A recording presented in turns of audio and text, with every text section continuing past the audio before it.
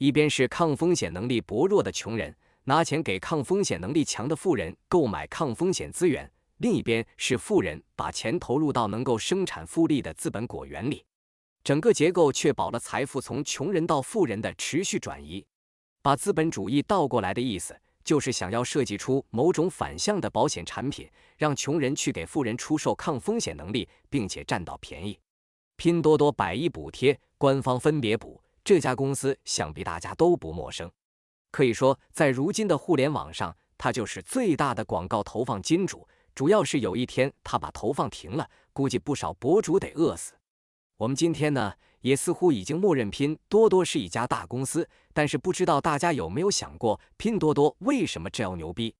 我相信啊，这个时候弹幕上绝对全是100亿补贴啊，仅退款啊，不嫌弃穷哥们啊，等等等等。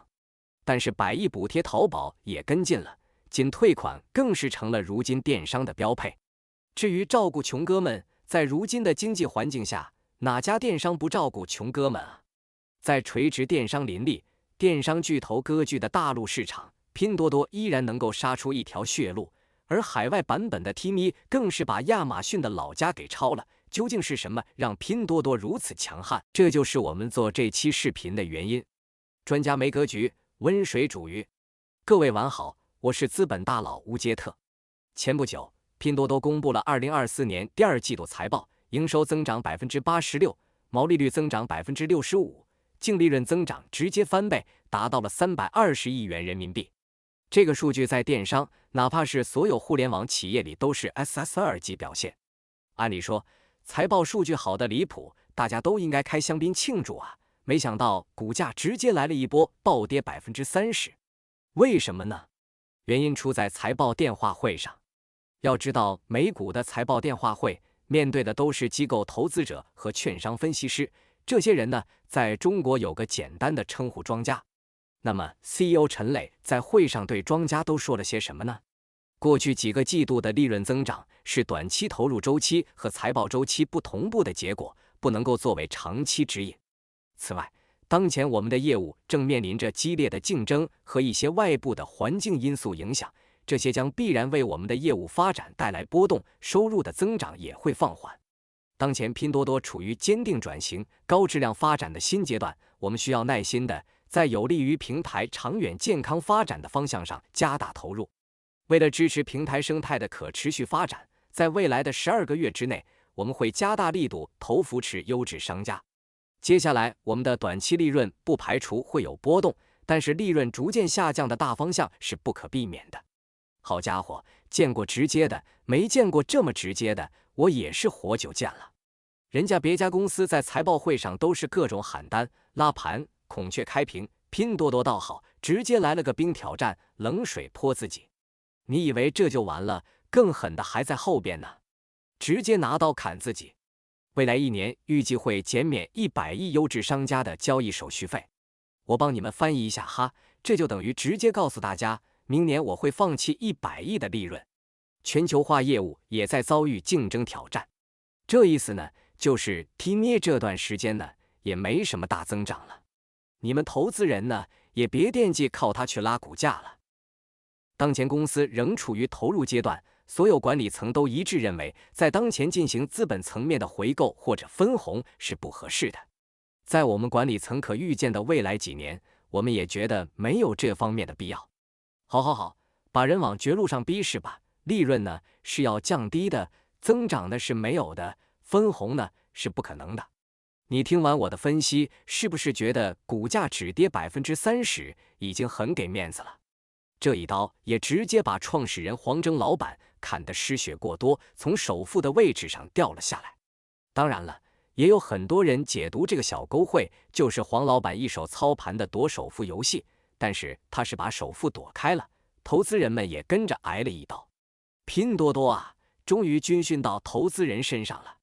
军训是拼多多的光荣传统，拼多多的发展史就是一部军训史，从军训员工到军训供应链，再到军训投资人。众所周知，拼多多的员工在互联网界是出了名的劳王。早前在互联网公司上班，普遍实行的是大小周模式，就是1周休息2天，隔一周周末只休息1天，相当于每2周多加班1天。鉴于中国大多数互联网公司都是实行的早上10点左右上班，晚上10点左右下班，虽然其中有摸鱼的空间，但基本上每天都要工作9个小时以上。所以即便是大小周，工作强度也已经很大了。但是后来呢，996来了，这方面我就不方便展开讲了。可以说996这股风就是直到2021年员工组织才有所缓解。虽然在加班时间上缓解了，但是这股劳的风潮却有越来越往高科技化发展的倾向。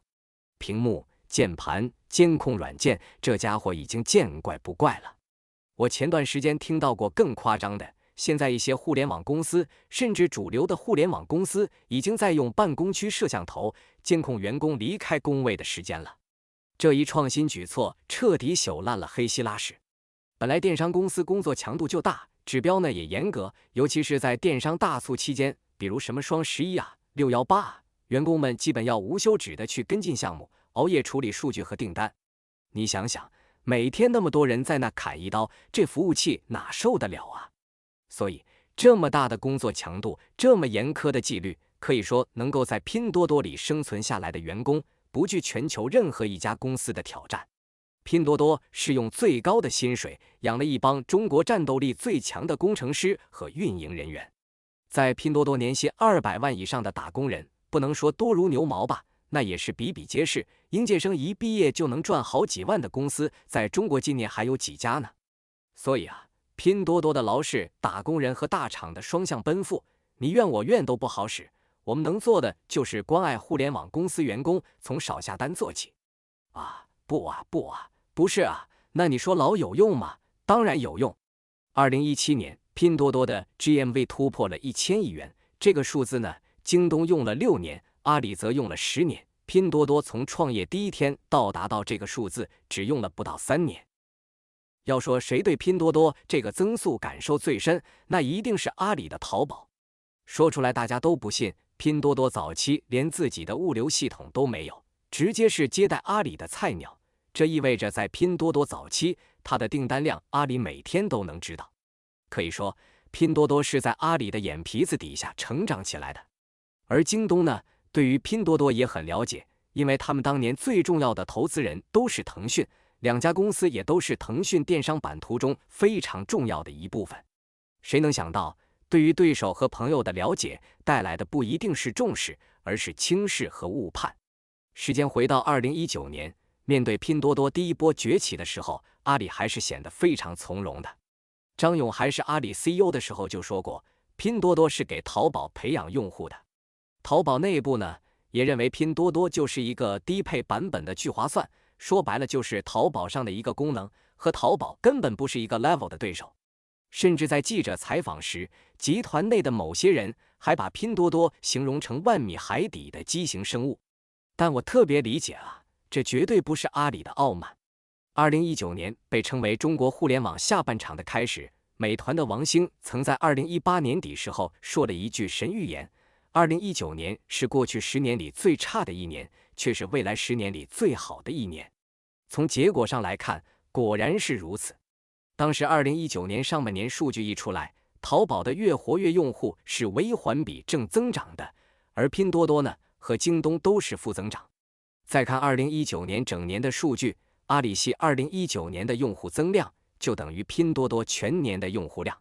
从数据上来看，拼多多确实是给淘宝做了嫁衣，也就是说，拼多多吸引的那些之前从来没有使用过电商服务的中国老百姓，在通过拼多多接触到电商之后，很快就被淘宝吸走了。此时，外界对拼多多有了一个统一的判断，拼多多就是一家靠低价和补贴吸引345线城市用户的电商平台。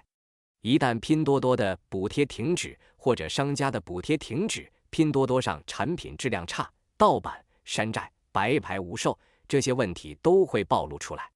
用户无法接受一个既没有极端的价格优势，产品质量还远不如平均水平的平台，之后这些用户就一定会离开拼多多。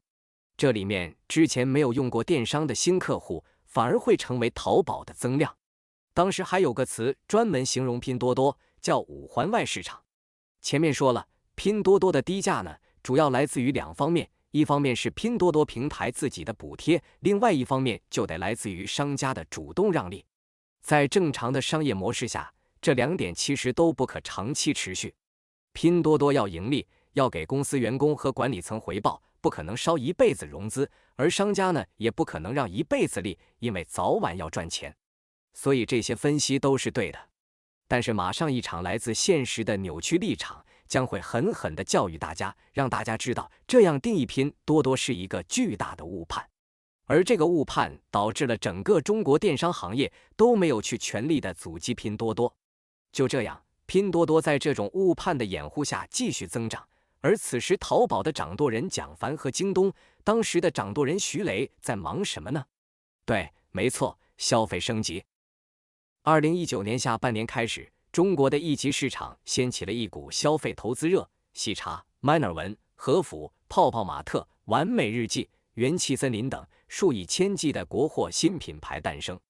一方面是因为中国互联网的创业机会越来越少，而另一方面也是因为中国在互联网上的巨大成功，让创业者和投资者们觉得消费赛道也应该有一场互联网革命，把联合利华、星巴克、可口可乐这些国外传统消费品巨头像打倒亚马逊和谷歌一样打倒。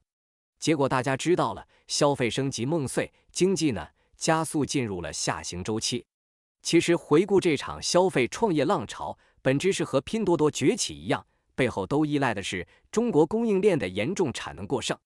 只不过有梦想的供应链希望通过新的中国品牌来承接过剩的产能，结果失败了。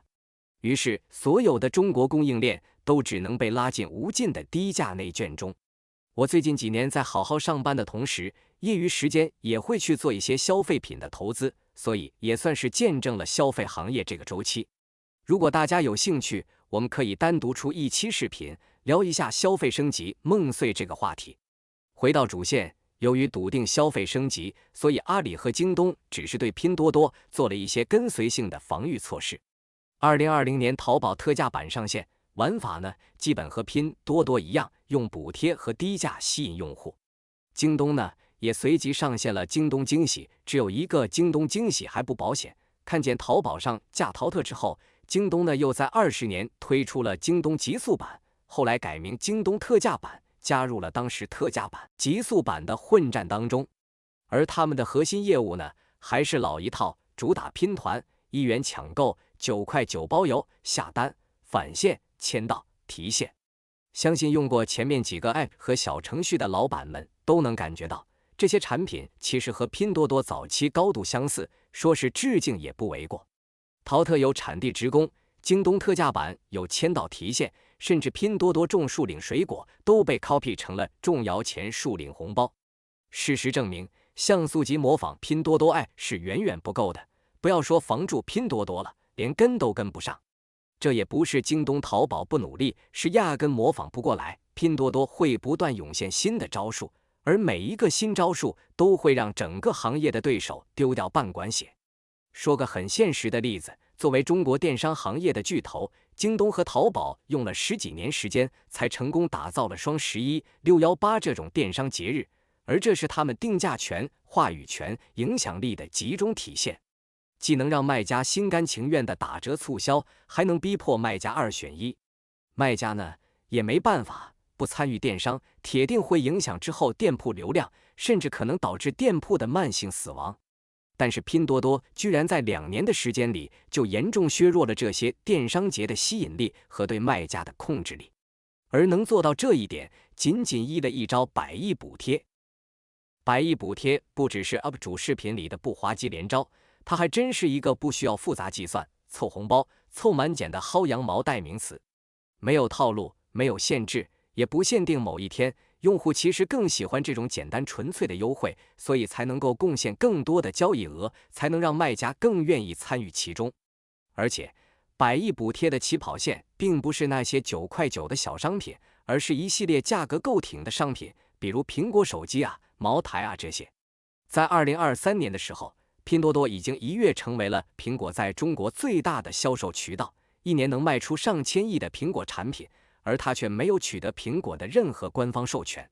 面对这些实实在在的数据，任何一个对手都会反不住。于是聚划算也搞了100亿补贴，抖音呢也搞了100亿补贴，京东也一样。中国所有的电商平台都卷入了100亿补贴。当大家刚刚跟上100亿补贴之后，拼多多立马又衔接了一招仅退款，再次对其他电商平台造成了巨大冲击。因为仅退款是一个以牺牲卖家部分权益为前提，极度倾向于消费者的售后政策，而淘宝、京东则更依赖高分店铺和自营品牌。如果也跟随拼多多的节奏上线仅退款政策，付出的代价会无限高，甚至会直接瓦解自己平台的根基。总之，这是拼多多的一记绝杀，也难怪有拼多多的员工表示，仅退款是中国互联网企业在过去几年里最优秀的一个设计。这句话绝不是员工自夸，而是客观事实。因为拼多多从2021年就开始进行改政策了，而淘宝和京东居然晚了整整2年才上线了各自类似的售后政策。慢不是因为反应不过来，是一直在纠结要不要上。淘宝内部曾经研究认为，整个淘宝系只有10%左右的卖家适合仅退款政策。可以说，这是最近这些年各种公司商战里最成功的阳谋。随着赛博零元购越来越火，淘宝和京东进退两难，进则失去商家，退则失去客户。没办法，在留住卖家和留住用户之间，你总要选择一个。什么都不做，只会让拼多多成长得更快。我宁愿犯错，也不愿什么都不做。于是基本上中国的电商平台在最后都选择跟进了，但是此时呢，早已为时已晚。2023年10月31号美股开盘之后，拼多多市值首次超越阿里，而这个市值已经相当于4个半的京东了。破防了，真的破防了！中国电商行业的人集体破防。从特价版到100亿补贴，再到仅退款，中国电商平台一次又一次的集体调整，仿佛在进行着一次又一次的医美手术。大家面对来自拼多多的强大压力，硬要把不适合自己的东西塞到自己身体里，就是为了让自己看起来更像对手。而这样的结果也显而易见，他们正在为自己曾经的轻视付出严重的代价。那句拼多多是在给淘宝培养用户，今天听起来是如此的刺耳。淘宝终于被自己射出的子弹正中眉心，让子弹飞一会儿，于是淘宝特价版寿终正寝，退出舞台。刚刚搬家过来的淘特卖家只能再搬家回淘宝，而阿里 CEO 张勇也光荣退休。与此同时，马老师带着蔡崇信、吴勇这些阿里功勋元老回来主持大局，号召阿里巴巴10几万员工要回归淘宝，回归用户。京东这边呢，也差不多。2023年5月，京东官宣 CEO 徐雷由于个人原因正式退休，刘强东回归。回归后的东哥在特价版和惊喜的基础之上，亲自抓了采销业务，仍然是主打厂家直采和低价直播带货，轻轻松松1个小时实现了5000万人民币的成交额。阿里这边呢，也再次抖擞精神，把自家最老资格的平台1688搬了出来，从跨境电商到厂家直销，一件代发、低价批发，全部都宣传了一遍。领导们一开始焦虑，员工们的日子就不好过了。原来中国的电商格局是各自守着1亩3分地，谁也动不了谁，导致员工们呢也习惯了相对固定的工作强度和节奏。可谁成想，这个时候蹦出来一个拼多多，导致大家加班加点熬掉头发，换来了一堆类似拼多多的产品，结果呢，还什么成绩都没拿到。成绩不好，既不能怪大环境，也不能怪对手太强，那就只能怪公司管理不到位了。打不过牢王，只能说明你们还不够牢。于是我们再次看到了席卷整个中国互联网的996风暴。2023年，阿里刚刚经历架构调整之后，外界就开始流传996重回阿里。这其中最主要的依据就是阿里把考核标准从半年制改成了季度，连带员工的晋升转岗规则也变了。而员工们最大的感受就是压力又大了。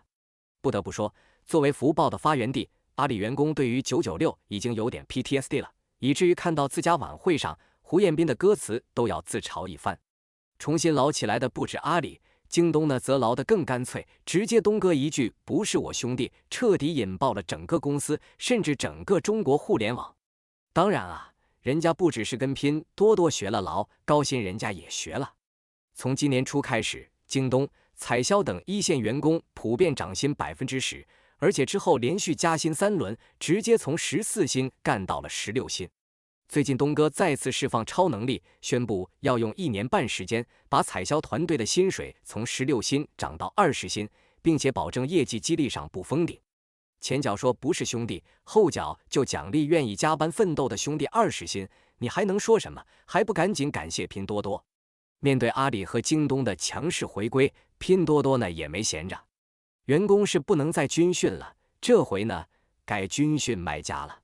相信大家都看过很多索马里电商的段子，其实各种社交平台上有很多这样的段子，但我看到最夸张的是，一个在拼多多上卖货的义乌卖家，一年能有2个亿的成交额，但利润呢只有55万人民币。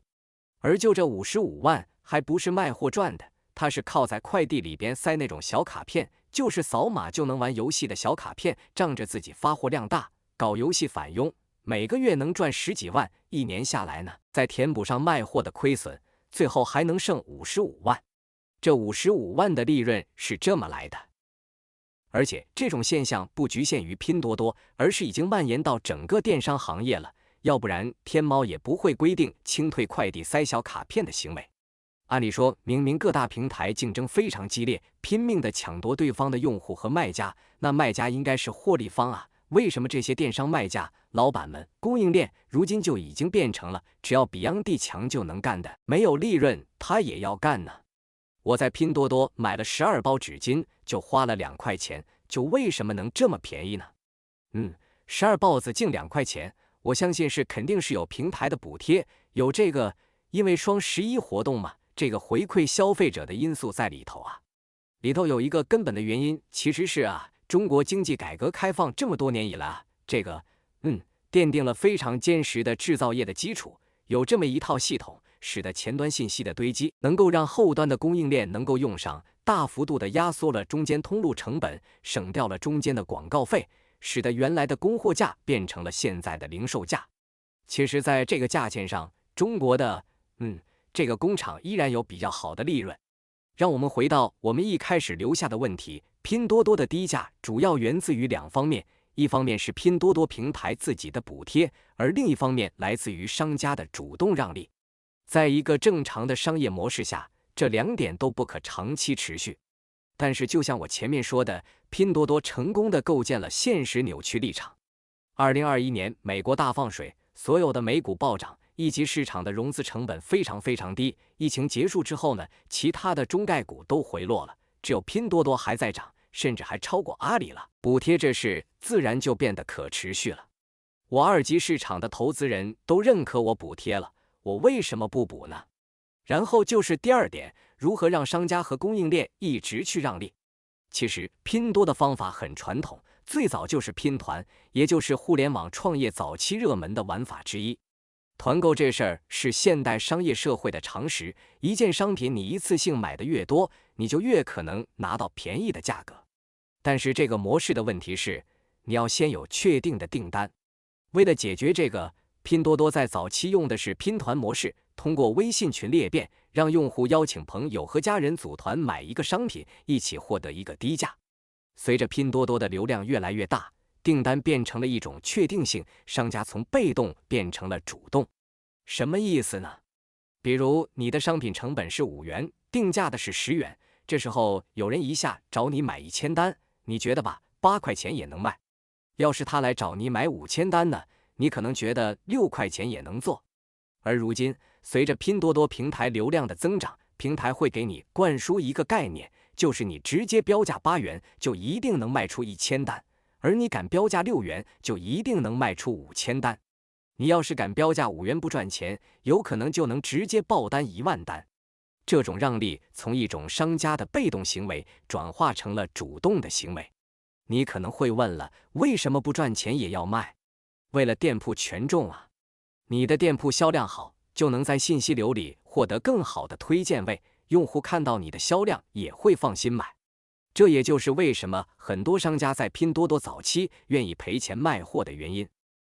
总的来说，在传统电商平台，你想要获得流量，你可能需要买广告位，需要参加电商节，需要去投流，甚至找设计去装修店铺等等等等。但是在拼多多，商家想要获得更多订单，最有效的方式就是直接降价。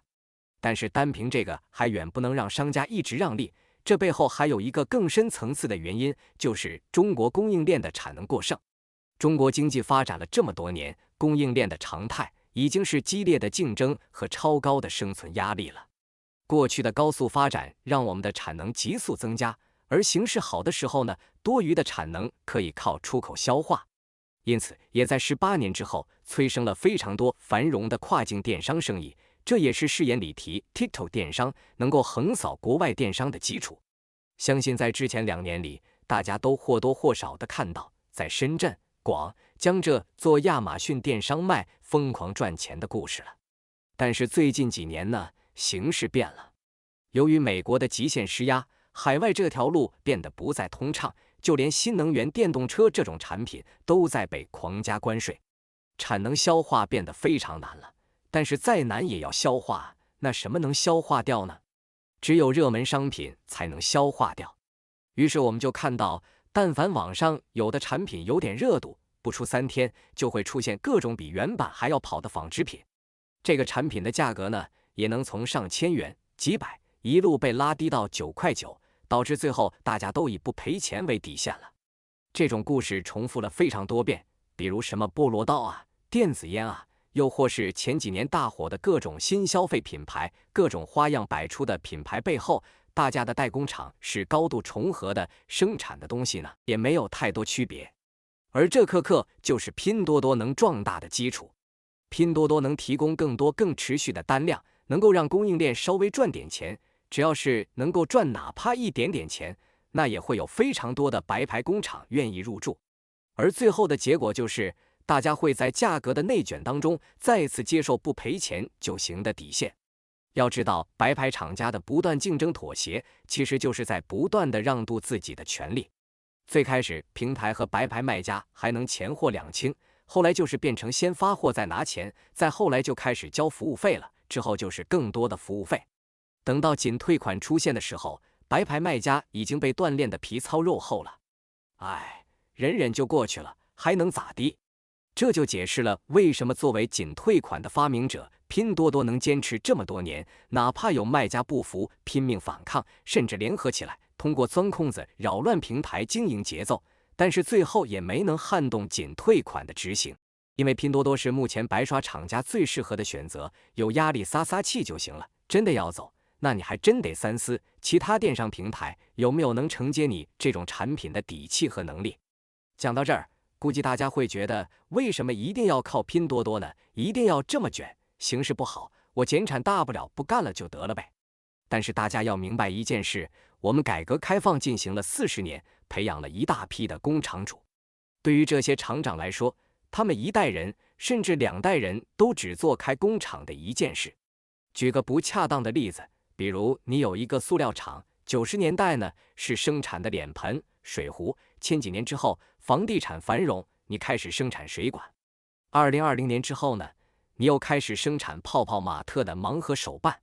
这些东西虽然看起来不一样，但至少都是塑料件吧，总不能说你现在是生产塑料配件了。你看呢，目前玩具啊、手办啊这种工厂太多太卷了，那咱们转行吧。转行什么呢？转行生产 AI 大模型、芯片吧，听说缺口挺大的。你这不扯了吗？对吧？但是对于中国数量庞大的工厂们来说，订单量呢其实是一把双刃剑。订单量变多的好处是能让生产线一直转下去，还能有钱进账，但坏处就是一旦单量超出产能极限，你就要面临选择，是直接放弃超出了订单，还是继续贷款扩充生产线。如果你选择了继续贷款扩充生产线，那么恭喜你，你就正式走上了一条不归路。而现在的情况是，选择扩充产能的厂长占到了多数，否则也不会出现现在这种为了消耗产能极度内耗的情况。生产线这东西不能停啊，停一天都是钱啊。就像前段时间广州的低价服饰突然火了，什么10块钱一件的短袖，5块钱一件牛仔裤什么的，就跟不要钱一样。我根本想不到卖这个价钱怎么能够回本。那你说工厂不想提价格吗？问题是你只要敢提价，这就相当于给其他工厂送订单。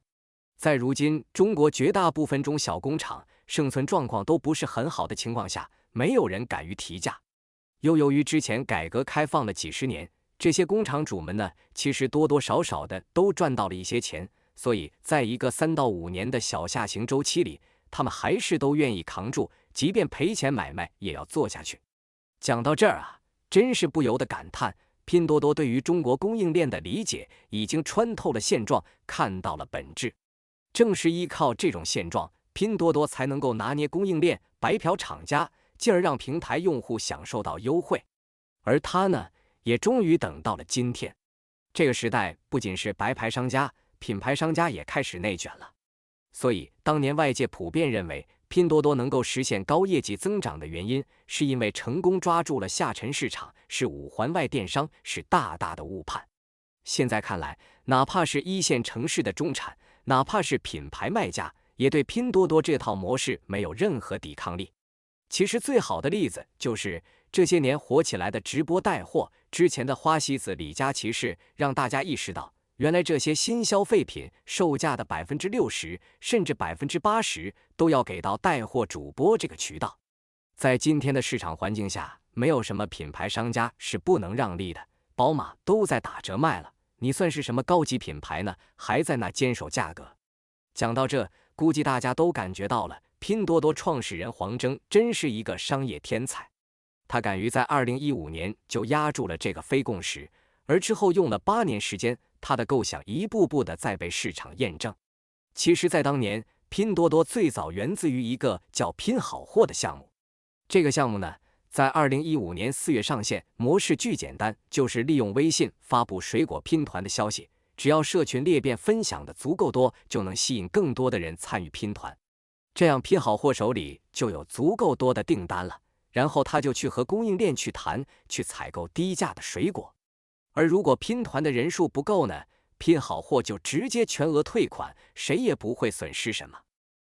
在拼好货刚刚上线的时候，团队内部其实并不看好这个项目，总觉得这玩意儿一天撑死就1万单，而且还没什么赚头。可是谁能想到，拼好货第1个月就超过了10万单，而且复购率直接达到了30%。要是赶上新鲜应季水果上市的时候，拼好货的订单量还能翻倍。再加上拼好货动不动就来几次1分钱拼水果的活动，让平台电商实现了用户量和单量的急速增长。当然了，这也得益于当时非常火爆的社交电商创业赛道，不少人呢都在搞相似的项目，而且很多都要比当时的拼好货要出色。比如被称为国内社交电商鼻祖的云集，再比如已经爆雷并且欠下几个亿债务的贝店，还有当年百度投资的蜜芽等等等等。能有这么多社交电商项目的出现，还得感谢各位通讯录里打头的微商们。移动互联网时代刚刚到来的时候，通过吸引粉丝，然后拉群变现，成为了最早社交电商的雏形。而微信的出现进一步放大了这种模式，而且提供了非常优秀的基础设施。所以早在2012年初，什么俏10岁啊、欧蒂夫啊，这些微商就成为了最早一批社交电商项目的代表。之后，这些社交电商项目背后都多多少少有这些微商的影子。当然了，微商构建社交电商盘子发展的快，崩溃的也快，尤其是各种以3级分销模式为主的项目，从出生开始就奠定了它终将崩盘。在之后才有了第2批社交电商创业者。之所以第2批社交电商会出现疑问，原因是因为当时在京东、淘宝这些传统平台上开店已经没有那么容易赚钱了，尤其是还要面对不断上涨的服务费、抽以及平台买量的价格。在这种大的经营压力下，很多聪明的商家都在寻找门槛更低、成本更低、更灵活、更容易赚钱的线上渠道。而社交电商呢，自然就成了一个非常不错的选择。而等到拼好货出现的时候呢，已经进入到了社交电商创业的末期。此时所有的社交电商项目都不得不开始面对一个巨大的问题，假货、低质和3无产品造成的巨量问题订单。拼好货呢，也没有例外。虽然我们都觉得都1分钱买水果了，坏几个也无所谓，但是还是会有很多人反感拼好货的坏果太多。所以拼好货在高速增长之后，紧接着就要面临几十万个订单售后问题。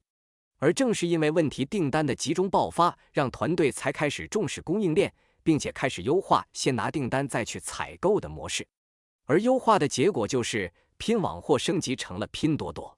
拼多多的起步和拼好货如出一辙，都是依靠用户的社交裂变来吸引新用户。而区别就是拼好货靠的是1分钱拼水果，那拼多多呢，靠的是砍一刀、抢红包、抽奖、小转盘的微信链接，并用极低的拼团价格留住用户。事实证明，这个套路实在是太好用了。拼多多上线于15年的9月，在不打广告的前提之下，仅仅用了4个月就累积了1000万级的付费用户。这个增长速度让拼多多完成了用户的原始积累，并以此来证明平台手里的流量是可以转换，能源源不断的订单的。这样拼多多就可以锁定一个比低价的游戏规则，让所有的供应链商家自愿的来平台上参与这场内卷游戏。于是在社交电商领域，最晚出现的拼多反倒是活得最好最成功的案例。但在当时，还是有很多人会把拼多多的成功得益于有个好爹，也就是他的投资人腾讯。关于拼多多以及拼好货融资的故事，开始于拼好货上线之前。在2014年，高融资本组织了一场火锅饭局上，黄峥依靠社交电商这个想法拿到了第一笔投资。而真正让拼好货进化成拼多多的是 B 轮融资。当时的中国互联网已经躺满了社交电商和 O2O 创业项目的尸体，导致很多一线大基金对于这2个赛道的项目都非常嫌弃。虽然当时拼好后的数据还行，但是卖相太差了，以至于当时绝大多数一线机构在看过项目之后呢，都选择了放弃。此时正值拼好货升级成拼多的节点，卖出去呢就成功了一半，而在最后，腾讯选择了相信它。在拼多多接受腾讯投资半年后，张小龙就在微信公开课上宣布，微信正式上线小程序功能，这也就是拼多多正式起飞的开始。小程序的出现，算得上是移动互联网的第2次创业热潮，也是微信不断完善自身生态的重要环节。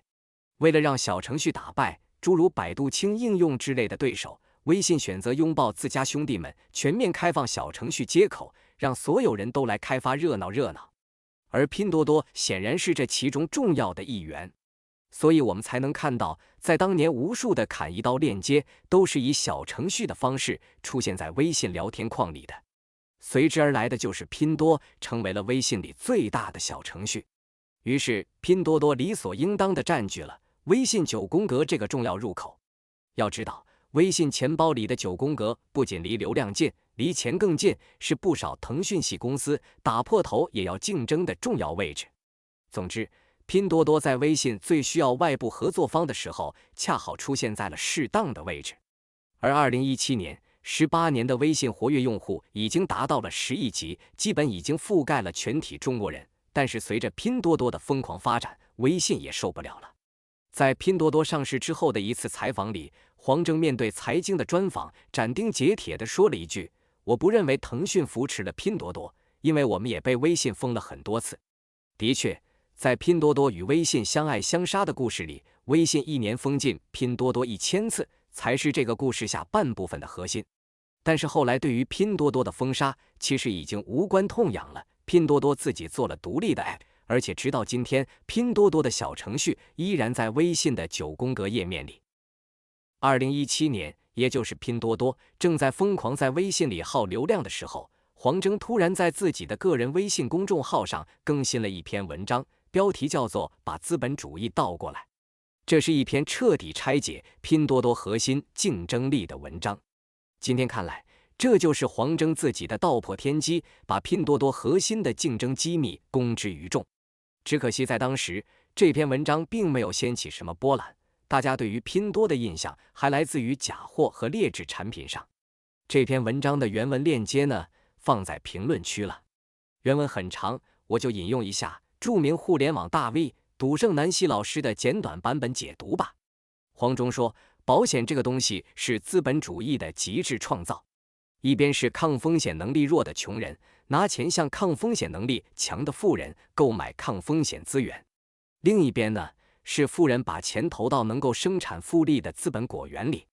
整个结构确保了财富从穷人到富人的持续转移。把资本主义倒过来的意，就是想要设计出某种反向的保险产品，让穷人去给富人出售抗风险能力，并且占到便宜。1000个人联名写信给服装厂，愿意出10%的定金，集体采购1000件羽绒服，而服装厂呢，也会愿意给出30%的折扣。因为这里面最稀缺的就是消费的确定性，只要订单顺利，排产成本就能从上游那里再挤一挤。如果这1000元的信用记录比较好，那么哪怕他不付10%的定金，是不是也有服装厂愿意接单？底层逻辑相当于是服装厂通过让利去向消费者购买了一个等我发货了，你确定要付钱的保险。在这个关系里，服装厂是富人角色，消费者呢是穷人。富人为了扩大生意，不得不将财富分配给穷人，这就促成了把资本主义倒过来的结果。很明显，在实现自己想法的过程里，黄峥是用拼多多代替了那个为1000人排查信用记录的工作。通过流量的分配，拼多多有着足够的信用去告知供给侧，我手上有数不清的消费意向，但我只匹配给出价最低的卖家。电商生意在拼多多上血流成河的底层逻辑就是这么简单直白，同时也无能为力。以前的游戏规则是竞价，谁出钱最多，谁就拿走最好的流量入口。现在的游戏规则呢是割价，谁出钱最低，谁就锁定消费对象。这就是拼多多崛起的全部故事。看上去卖家得到了实惠，投资人通过股票赚了钱，员工拿了高薪，黄峥成了首富，这是一个皆大欢喜的故事。但我总觉得在一片祥和之上，还有一些东西我不确定那是什么。一方面，我们必须承认这家公司十分厉害，用了一套最基础、最原始的操作方式，在原本已经稳定的市场里找到了新的生存空间。同时，这家公司也在不断地挑战着中国制造业的底线，它锻炼了自家员工，也锻炼了中国